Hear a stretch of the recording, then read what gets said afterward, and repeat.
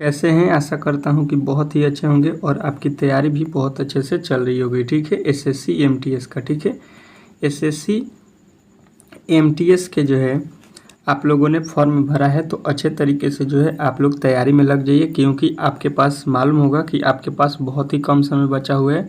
किसी के पास तो अब जो है 6 से 7 दिन ही बचा हुआ है। ठीक है, जिसका जो है 30 सितंबर का पेपर है उसके पास तो से 6 से 7 दिन ही बचा हुआ है, और जिनका भी पेपर थोड़ा बाद में है उनके पास टाइम है। तो देखिए, डेली क्लास कीजिए, क्योंकि आपके जो एग्ज़ाम हुआ है एसएससी सीजीएल का, उसमें जिस तरह के प्रश्न पूछा गया है और एसएससी एमटीएस का जो प्रश्न पूछा गया है प्रीवियस ईयर में, उसके अकॉर्डिंग जो है मैंने यहाँ प्रश्न को सिलेक्ट किया है, जिसमें आप लोगों को मालूम होगा कि 30 ठो जीके के प्रश्न होते हैं, प्लस आपके 10 ठो रीजनिंग के प्रश्नों को मैं हर एक प्रेस्टिक सेट में कराता हूँ।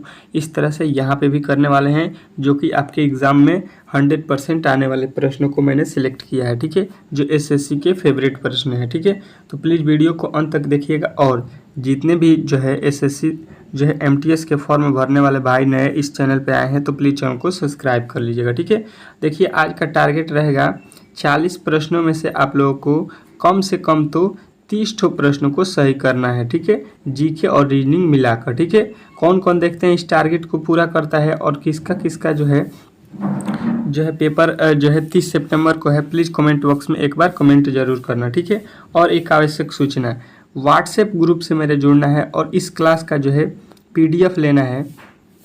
इस क्लास का जो है पीडीएफ आप लोगों को फ्री में मिलेगा। क्या पीडीएफ जो है फ्री में अगर आप लोग लेना चाहते हैं, फ्री ऑफ कॉस्ट है, एकदम फ्री में अगर पीडीएफ लेना चाहते हैं, तो आप लोग जो है इस वीडियो के डिस्क्रिप्शन में जस्ट लिखा होगा व्हाट्सएप लिंक, उस पर जो है जाकर ज्वाइन हो जाइए। हर क्लास का जो है पीडीएफ आप लोगों को मिल जाएगा फ्री ऑफ कॉस्ट। ठीक है, तो ज़रूर जुड़िए, क्योंकि आपका एग्ज़ाम बहुत ही कम समय पर बचा हुआ है। तो पीडीएफ जो है हर एक क्लास को ले लीजिए और अच्छे तरीके से आप लोग रिवीजन भी कर सकते हैं। ठीक है, चलिए पहले प्रश्न को सॉल्व करते हैं। कह रहा है कि दी गई आकृति में कुल कितने त्रिभुज हैं। ठीक है, तो यहाँ पे दी गई आकृति में त्रिभुजों की संख्या काउंट कीजिए। देखिए यहाँ पे थोड़ा सा ध्यान दीजिए, यहाँ पे आ जाइए और यहाँ पे इस तरह से इसको जो है देख लीजिए। ठीक है, ये हो गया, ये हो गया, काउंट कर लीजिए टोटल त्रिभुजों की संख्या। तो यहाँ पे देखिएगा तो 1 2 3 4 5। ठीक है, 5 हो गया। 5 का अगर हम लोग दूना कर देते हैं कितना हो जाएगा, ये हो जाएगा आपका 10।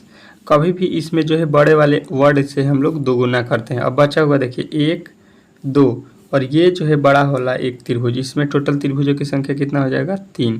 तो 10 3 कितना हो गया 13। तो पहले प्रश्न का उत्तर जो है सी ऑप्शन जो है इस प्रश्न का राइट उत्तर हो जाएगा। ठीक है, चलिए नेक्स्ट प्रश्न की ओर चलेंगे, और नेक्स्ट प्रश्न आपके सामने देखिएगा यहाँ पे क्या दिया है।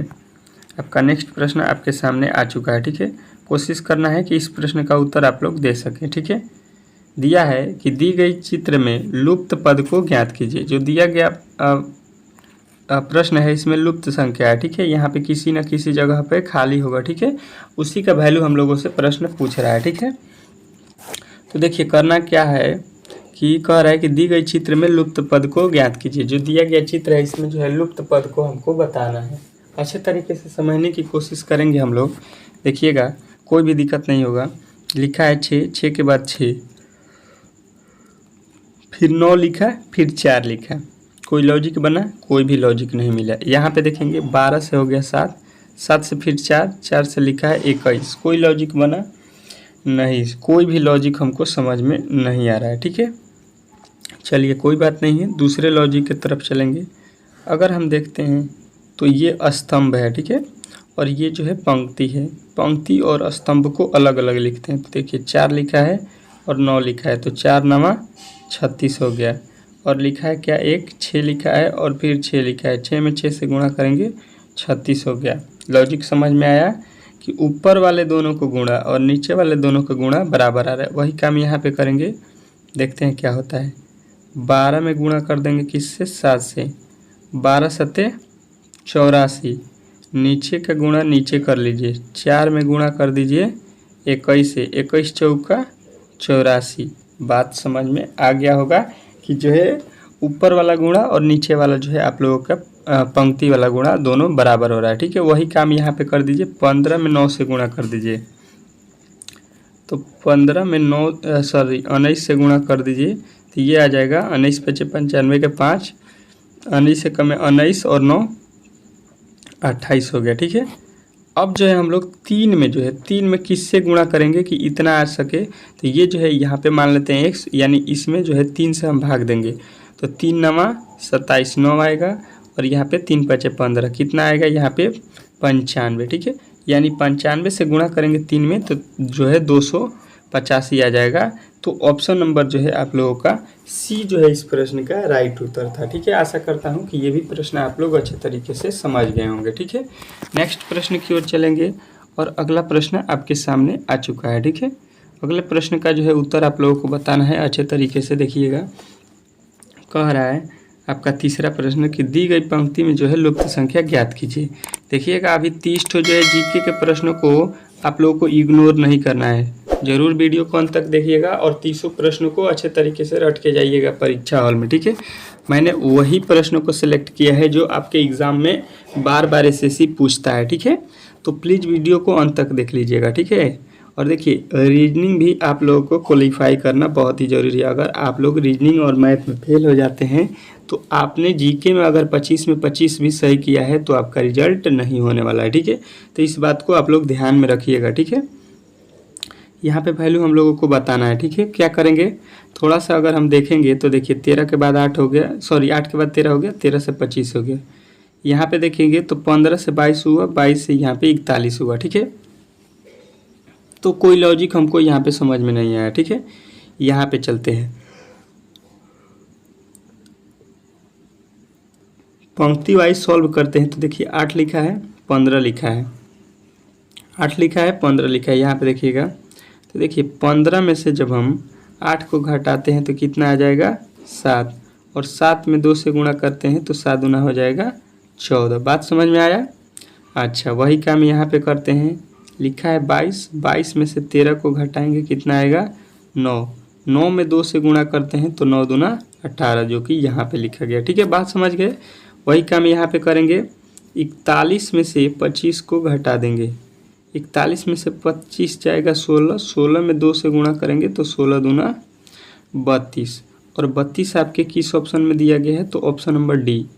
डी जो है इस प्रश्न का 100% राइट उत्तर हो जाएगा। ठीक है, इसमें किसी प्रकार के आपके डाउट नहीं होना चाहिए। ठीक है, चलिए नेक्स्ट प्रश्न की ओर चलेंगे, और नेक्स्ट प्रश्न आपके सामने यहाँ पे आ चुका है। ठीक है, अगर आप लोग इस क्लास का जो है PDF लेना चाहते हैं, फ्री ऑफ कॉस्ट है। ठीक है, सभी लोगों को PDF लेना चाहिए, और इसको जो है आप रिवीजन के लिए कभी भी जो है कहीं पर भी आप लोग देख सकते हैं। ठीक है, जीके के प्रश्नों के लिए तो ज़्यादातर आपको PDF की ज़रूरत है। ठीक है, क्योंकि एक बार वीडियो में देखने के बाद से आप लोगों को जो है वीडियो फिर दोबारा नहीं देखना पड़ेगा। उसके लिए मैंने कोशिश किया है कि PDF आपके लिए फ्री में जो है व्हाट्सएप पर मैं आप लोगों को सेंड कर दूं। तो मैंने यहाँ पे व्हाट्सएप ग्रुप बनाया है, तो आप लोग जो है इस वीडियो के डिस्क्रिप्शन में जो है व्हाट्सएप ग्रुप का लिंक दिया गया है, केवल आप उस पर टिपिएगा, आप जो है ज्वाइन हो जाइएगा। ठीक है, ज्वाइन हो जाइए, जिनका भी पेपर होने वाला है। ठीक है, बहुत ही फायदा होने वाला है आप लोगों को इस चैनल से। ठीक है, कह रहा है कि दी गई पंक्ति में लुप्त संख्या ज्ञात कीजिए।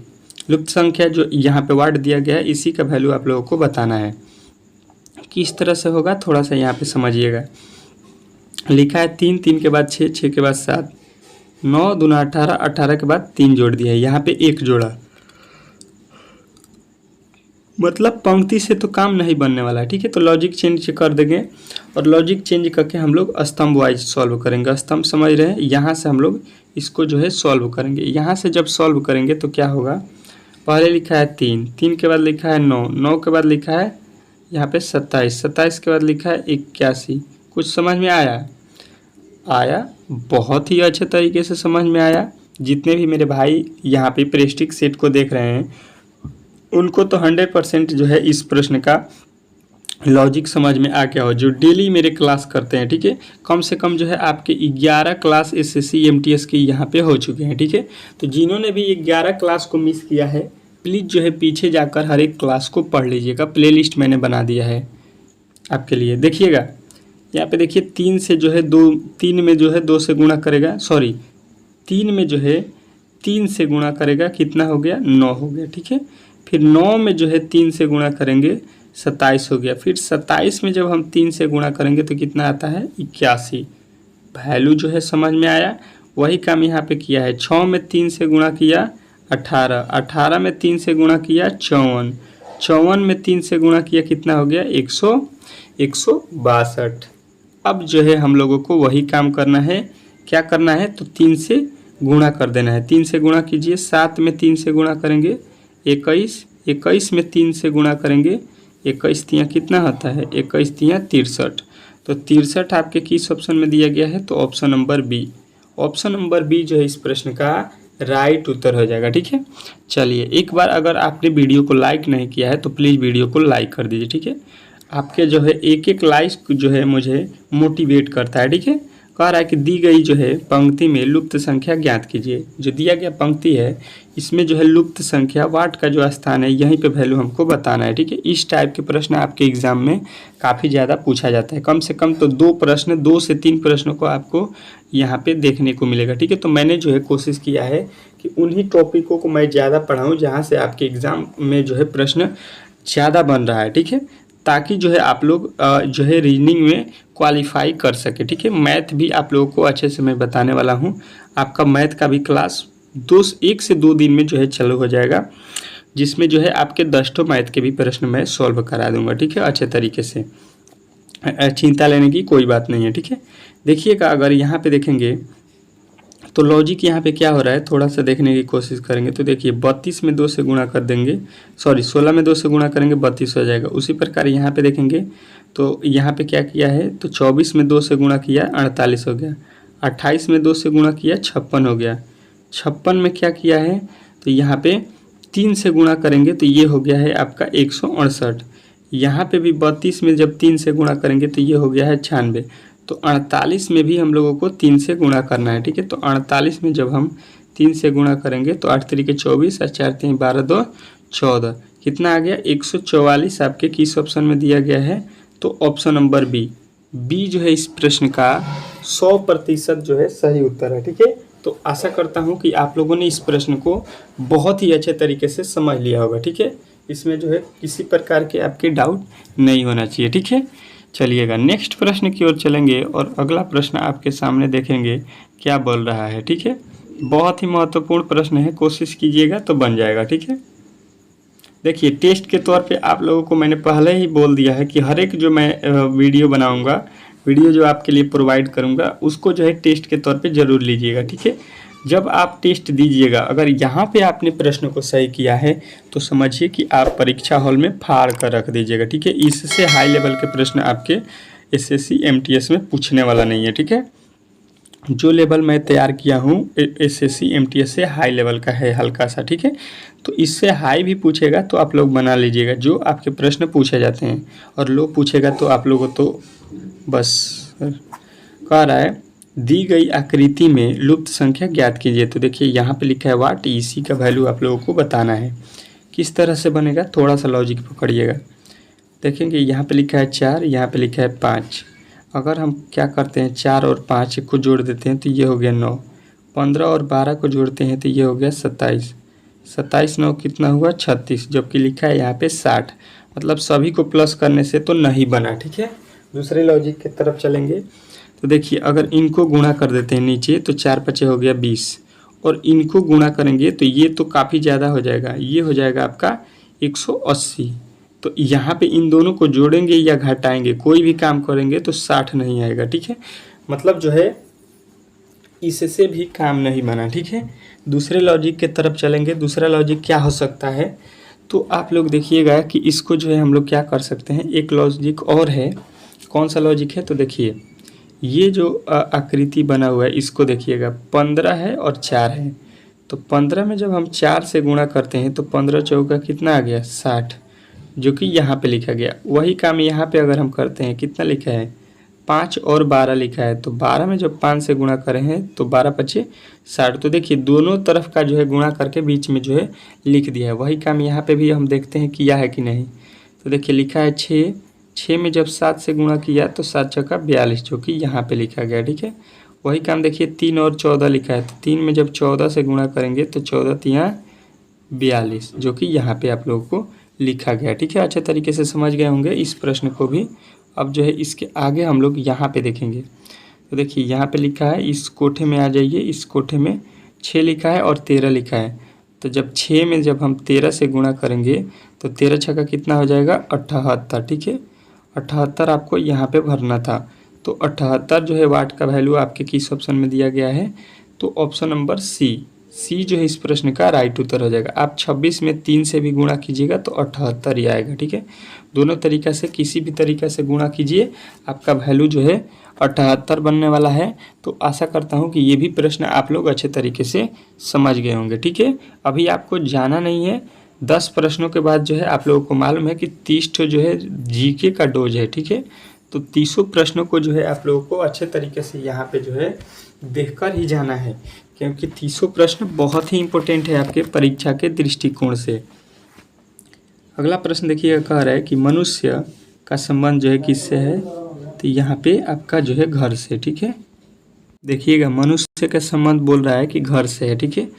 तो अब जो है इसी के अनुसार जो है हम लोगों को यहाँ पे बताना है कि किसका संबंध इसी की तरह होता है, ठीक है। तो देखिए सबसे पहले मनुष्य जो होता है, मनुष्य ये कहाँ पे रहता है, घर में रहता है। मनुष्य का जो है रहने का जगह कहाँ है, घर में। कोई भी मनुष्य होता है वो कहाँ पे रहता है, ठहरता है, तो घर में रहता है, ठीक है। इसी के अकॉर्डिंग कोई ऐसा चीज़ बताइए जो अपने घर में जो है रहता हो, ठीक है। तो देखिए यहाँ पे पिंजड़ा में चूहा नहीं रहता है, ये भी गलत दिया गया है। वृक्ष पौधा में रहता है, नहीं। उसके बाद से बिल्ली चूहा में रहती है, नहीं। इसका मतलब हो गया आपका ऑप्शन नंबर कौन सा, बी में जो लिखा गया है कि हिंसक जो है पक्षु माद में रहते हैं, हिंसक पक्षु मतलब मांद में रहते हैं। तो ये जो है राइट उत्तर है कि मांद में रहते हैं हिंसक पक्षु, ठीक है। चलिए आशा करता हूँ कि ये भी प्रश्न आप लोग अच्छे तरीके से समझ गए होंगे। नेक्स्ट प्रश्न की ओर चलेंगे और अगला प्रश्न आपके सामने आ चुका है। कह रहा है कि यहाँ पे देखिएगा विद्यार्थी होना चाहिए, थोड़ा सा मिस्टेक है। कह रहा है कि विद्यार्थी पुस्तक, तो डाकिया का संबंध जो है किससे है ये हमको बताइए। तो देखिए थोड़ा सा अच्छे तरीके से पढ़ने की कोशिश कीजिए कि विद्यार्थी जो होता है, विद्यार्थी वो क्या करता है, पुस्तक को जो है अपने साथ रखता है, ठीक है। हमेशा देखिएगा, तो पढ़ने जाइएगा अगर तो आपके पास पुस्तक नहीं है तो आप समझ जाइए कि आप विद्यार्थी नहीं हैं, आप पढ़ने वाले स्टूडेंट नहीं हैं। तो विद्यार्थी के पास क्या होता है, पुस्तक होता है, ठीक है। पढ़ने जब जाएगा तो डाकिया जब जो है घर से निकलता है तो उसके पास क्या होता है, तो उसके पास जो है डाक होता है जो लोगों के पास चौपाता है, तभी तो उसको डाकिया बोला जाता है। तो डाक जब रहेगा तभी तो उसको डाकिया बोला जाएगा। तो ऑप्शन नंबर डी जो है इस प्रश्न का राइट उत्तर हो जाएगा, ठीक है। नेक्स्ट प्रश्न की ओर चलेंगे और नेक्स्ट प्रश्न आपके सामने आ चुका है, ठीक है। अगला प्रश्न आपके सामने देखिएगा, कह रहा है कि थकान विश्राम, तो निर्जल उसका जो है संबंध किससे होगा, ये आप लोगों को पूछा गया है, ठीक है। तो देखिएगा थोड़ा सा यहाँ पे लॉजिकली समझिएगा कि थकान जो होता है, ज़्यादा आदमी क्या करता है, कोई काम कर देगा ज़्यादा देर तो क्या होता है, थक जाता है, तो क्या करेगा, विश्राम करेगा, ठीक है। जब आदमी थक जाता है तो क्या करता है, आराम करता है, विश्राम उसी को बोलते हैं, ठीक है। जब आप ही थक जाइएगा तो क्या कीजिएगा, आराम कीजिएगा, ज़्यादा देर काम कीजिएगा तो जब थक जाइएगा तो इसका मतलब हो गया कि विश्राम करना पड़ेगा। उसी तरह से जो है निर्जल का मतलब हो गया कि आपके पास जो है जल नहीं है, ठीक है। जब जल नहीं होगा तो आप किसके पास जाइएगा, तो प्रकाश के पास जाइएगा, गर्मी के पास जाइएगा या भार के पास जाइएगा। तो आप बोलिएगा हम लोग जब जल नहीं रहेगा तो जल के पास जाएंगे। जिस तरह से जो है आप थक जाते हैं तो विश्राम करते हैं, तो आप जो है प्यासे होंगे तो किसके पास जाएंगे, जल के पास जाएंगे। चलिए नेक्स्ट प्रश्न की ओर चलेंगे और नेक्स्ट प्रश्न देखेंगे। कह रहा है लेखक का संबंध जो है पुस्तक से है, किससे है, लेखक का संबंध पुस्तक से है। तो उसी प्रकार जो है दर्जी का संबंध यहाँ पे किससे होगा, ये प्रश्न में पूछ रहा है, ठीक है। तो देखिए लेखक जो होता है वो क्या करता है, तो पुस्तक को क्या करता है, लिखता है, ठीक है। क्या करता है, पुस्तक को लिखता है। लेखक जो होते हैं वही जो है हम लोग जो बुक पढ़ रहे हैं उसको लिखने के कार्य करते हैं, ठीक है। लेखक का कार्य होता है पुस्तक को लिखना। तो दर्जी का काम क्या होता है, दर्जी कौन सा काम करता है, तो यहाँ पे जो है आपका व्यापार नहीं करता है, यहाँ पे आपका क्या करता है, कमीज नहीं करता है, कपड़ा नहीं करता है, वो क्या करता है, दर्जी जो है सिलाई करता है, ठीक है। तो उसका काम जो है सिलाई करना होता है। तो देखिए सिलाई करना होता है, यहाँ पे लिखना इसका होता है, तो हम लोग राइट उत्तर ऑप्शन नंबर यहाँ पे डी मारते। तो यहाँ पे लिखना नहीं दे, लेखक का संबंध पुस्तक से है, तो दर्जी का संबंध किससे होगा, तो दर्जी का संबंध कपड़ा से होगा, यानी कि ऑप्शन नंबर ए, वो कपड़ा से न संबंध रखेगा। कपड़ा कौन सीता है, जिस तरह से लेखक जो है पुस्तक का। तो यहाँ पे आप लोगों को डी नहीं बताना है, ऑप्शन नंबर ए जो इस प्रश्न का राइट उत्तर हो जाएगा, ठीक है। चलिए अब जो है जीके के प्रश्नों को सॉल्व करते हैं यहाँ पे। चलिए अब जो है आपके जीके के प्रश्न आ चुके हैं। 30 ठो जीके के प्रश्न धुआंधार चलेगा, बहुत ही कम समय में, मात्र आपके 8 से 10 मिनट में 30 प्रश्नों को कंप्लीट कर लेना है, ठीक है। तो प्लीज़ वीडियो को अंत तक देखिएगा। और इसका पीडीएफ मैंने पहले ही बोल दिया है कि डिस्क्रिप्शन में जो है व्हाट्सएप ग्रुप का लिंक है। सारे लड़के जुड़ चुके हैं, जो भी नए बच्चे आ रहे हैं वो जो है इस व्हाट्सएप ग्रुप से जुड़ जाइए। आपको पीडीएफ फ्री ऑफ कॉस्ट मिल रहा है, ठीक है। उसमें जाइए, पीडीएफ आपको मिल जाएगा, ठीक है। चलिए यहाँ पे देखिएगा लिखा हुआ है, फाहियान कहाँ का निवासी था। मोस्ट इम्पोर्टेंट प्रश्न, ठीक है। मोस्ट इम्पोर्टेंट प्रश्न ये जो है बार बार पूछा जाता है आपके एग्ज़ाम में। तो किसी न किसी के शिफ्ट में जो है ये प्रश्न आने वाला है कि फाहियान कहाँ का निवासी था। तो आप लोगों को बताना है ऑप्शन नंबर सी, चीन का। चीन जो है इस प्रश्न का राइट उत्तर हो जाएगा। नेक्स्ट प्रश्न की ओर चलेंगे। दूसरा प्रश्न आपके सामने आ चुका है, तेजी में प्रश्नों को करेंगे। आपको किसी भी प्रश्न का उत्तर पहले से मालूम हो तो कमेंट बॉक्स में बताइएगा। हर्षवर्धन के समय में कौन सा चीनी यात्री भारत आया था, ठीक है। हर्षवर्धन के समय कौन सा चीनी यात्री भारत आया था, तो आप लोगों को बताना है ऑप्शन नंबर कौन सा। तो ऑप्शन नंबर जो है इस प्रश्न का राइट उत्तर हो जाएगा सी, ह्वेनसांग, ठीक है। जो ह्वेनसांग जो था वही जो है हर्षवर्धन के समय में चीनी यात्री भारत आया था, ठीक है। चलिए नेक्स्ट प्रश्न की ओर चलेंगे। नेक्स्ट प्रश्न आपके सामने दिया है तीसरा, दक्षिणी अफ्रीका यात्री इब्न बतूता किसके जो है शासनकाल में भारत आया था, ठीक है। इब्न बतूता जो था वो दक्षिण अफ्रीका का जो है निवासी भारत किसके शासन में आया था, तो आप लोगों को बताना है कि वो आया था आपके मोहम्मद बिन तुगलक के शासनकाल में, ठीक है। नेक्स्ट प्रश्न की ओर चलेंगे और नेक्स्ट प्रश्न देखेंगे चौथा, भारतीय पुरातत्व सर्वेक्षण की जो है स्थापना कब हुई थी। तो भारतीय पुरातत्व सर्वेक्षण की जो है स्थापना हम लोगों को याद रखना है 1861 ईस्वी में हुआ था, ठीक है। तो आप लोगों का जो है डी जो है इस प्रश्न का राइट उत्तर हो जाएगा, ठीक है। नेक्स्ट प्रश्न की ओर चलेंगे। कह रहा है प्राचीन भारत में कौन सी जो है एक लिपि दाईं से बाईं ओर लिखी जाती है। प्राचीन भारत में कौन सी एक लिपि दाईं से बाईं ओर जो है लिखी जाती है, तो आप लोगों को राइट उत्तर बताना है ऑप्शन नंबर डी, खरोष्ठी, ठीक है। खरोष्ठी जो है आप लोगों के राइट उत्तर हो जाएगा ऑप्शन नंबर डी। नेक्स्ट प्रश्न की ओर चलेंगे और नेक्स्ट प्रश्न आपके सामने आ चुका है छठा, कह रहा है एरण अभिलेखक का जो है संबंध किस शासक से है। एरण अभिलेखक का संबंध किस शासक से है, तो आप लोगों को बताना है ऑप्शन नंबर डी।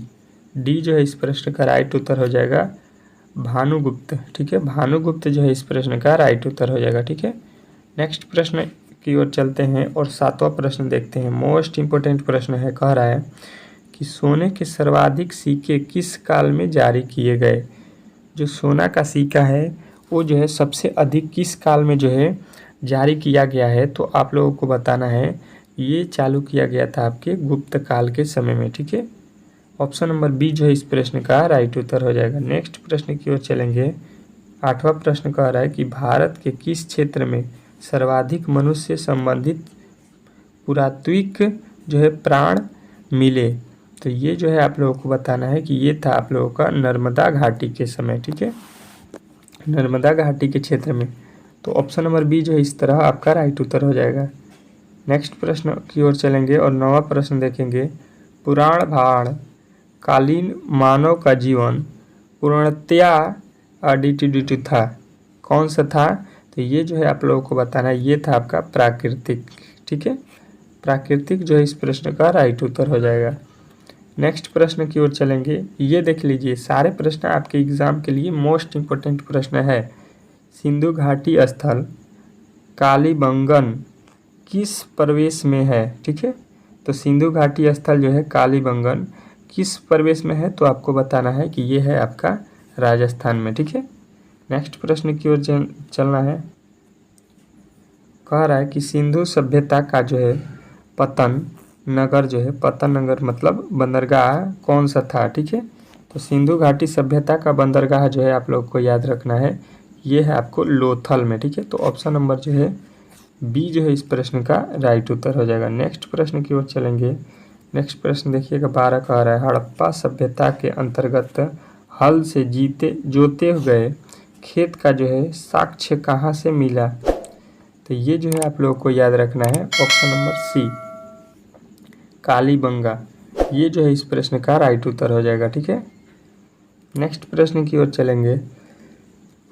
इनमें से किस जो है फसल का ज्ञान वैदिक काल के लोगों को नहीं था?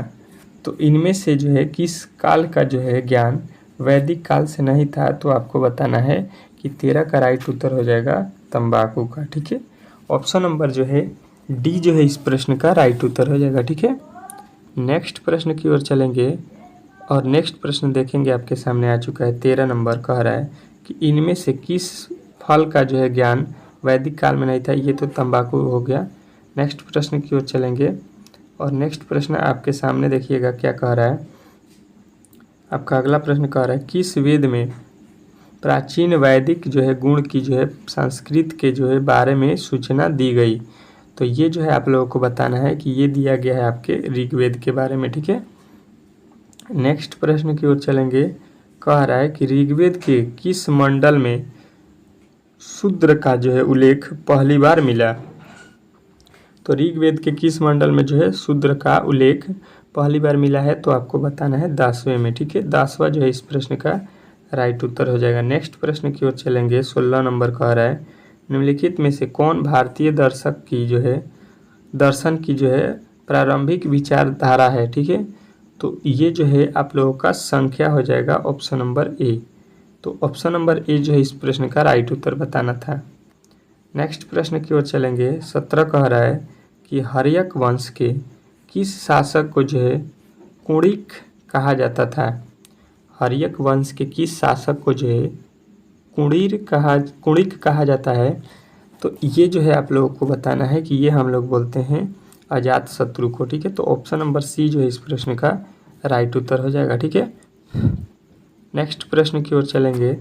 कह रहा है आपका कि निम्नलिखित में से मगध का जो है कौन सा राजा सिकंदर महान का जो है समकालीन था? ठीक है, निम्नलिखित में से मगध का कौन सा राजा सिकंदर महान का जो है समकालीन था?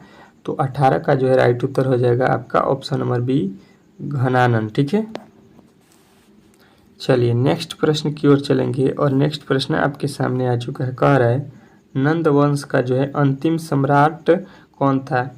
नंद वंश के जो है अंतिम सम्राट कौन था? तो आप लोगों को राइट उत्तर बताना है घनानन। ठीक है, ऑप्शन नंबर बी जो है इस प्रश्न का राइट उत्तर हो जाएगा। ठीक है, नेक्स्ट प्रश्न की ओर चलेंगे और नेक्स्ट प्रश्न देखेंगे। बौद्ध धर्म एवं जैन धर्म दोनों के उपदेश किसके जो है शासन काल में दिए गए? बौद्ध धर्म और जैन धर्म के उपदेश जो है किनके शासन काल में दिए गए? तो 20वां का राइट उत्तर हो जाएगा ऑप्शन नंबर ए बिम्बिसार। ठीक है, बिम्बिसार जो है इस प्रश्न का राइट उत्तर हो जाएगा। नेक्स्ट प्रश्न की ओर चलेंगे और नेक्स्ट प्रश्न देखेंगे। कह रहा है कि गौतम बुद्ध ने अपना प्रथम उपदेश कहाँ दिया था? ठीक है, देखिए गौतम बुद्ध ने अपना प्रथम उपदेश जो है आप लोग को याद रखना है कि 21 का जो है राइट उत्तर हो जाएगा ऑप्शन नंबर सी सारनाथ में। ठीक है, तो सारनाथ जो है इस प्रश्न का राइट उत्तर हो जाएगा। ठीक है, चलेंगे नेक्स्ट प्रश्न की ओर और नेक्स्ट प्रश्न देखते हैं। 22 नंबर प्रश्न देखिए, कह रहा है कि तृतीय बौद्ध संगीति कहाँ आयोजित हुई? तृतीय बौद्ध संगीति कहाँ जो है आयोजित हुई? तो आप लोगों को बताना है ऑप्शन नंबर बी पाटलिपुत्र। ठीक है, नेक्स्ट प्रश्न की ओर चलेंगे। कह रहा है आपका अगला प्रश्न, अशोक के शासनकाल में बौद्ध संगीति किस जो है नगर में आयोजित की गई थी। अशोक के शासनकाल में बौद्ध संगीति किस नगर में आयोजित की गई थी, तो आपको बताना है पाटलिपुत्र में। ठीक है, नेक्स्ट प्रश्न की ओर चलेंगे और नेक्स्ट प्रश्न देखिए, कह रहा है कि सांची किस कला एवं मूर्ति कला का जो है निरूपण करता है। सांची किस कला एवं मूर्ति कला का जो है निरूपण करता है, तो आप लोगों को बताना है बौद्ध का जो है निरूपण करता है। ठीक है, ऑप्शन नंबर बी जो है इस प्रश्न का राइट उत्तर हो जाएगा। अगला प्रश्न कह रहा है कि मौर्य साम्राज्य की स्थापना किसने की। तो मौर्य साम्राज्य की स्थापना आप लोगों को बताना है चंद्रगुप्त प्रथम ने किया था। मौर्य गुप्त का जो है संस्थापक। ठीक है, मौर्य साम्राज्य के जो है संस्थापक आप लोग को चंद्रगुप्त को याद रखना है। ठीक है, अगला प्रश्न कह रहा है कि नंद वंश के जो है पश्चात मगध पर किस जो है राजवंश ने शासन किया। नंद वंश के जो है पश्चात माने पहले, नंद वंश के पहले जो है मगध पर कौन सा जो है राजवंश शासन किया था, तो आप लोगों को बताना है कि मौर्य वंश। ठीक है, नेक्स्ट प्रश्न की ओर चलेंगे और नेक्स्ट प्रश्न आपके सामने है। कह रहे प्रसिद्ध यूनानी राजदूत मेगास्थनीज भारत में किसके दरबार में आया था। ठीक है, ये जो है आप लोगों को बताना है ऑप्शन नंबर सी, किसके, तो चंद्रगुप्त मौर्य के काल के समय। ठीक है, नेक्स्ट प्रश्न की ओर चलेंगे और नेक्स्ट प्रश्न आपके सामने आ चुका है। कह रहा है चरकसी के राज चिकित्सक थे। चरकसी किसके जो है राज चिकित्सक थे, ये प्रश्न पूछा गया है। चरक जो है किसके राज चिकित्सक थे, तो आप लोगों को बताना है कनिष्क का। ठीक है, नेक्स्ट प्रश्न की ओर चलेंगे और नेक्स्ट प्रश्न आपके सामने आ चुका है। क्या बोल रहा है आपका अगला प्रश्न, प्राचीन काल में कलिंग का जो है महान शासक कौन था।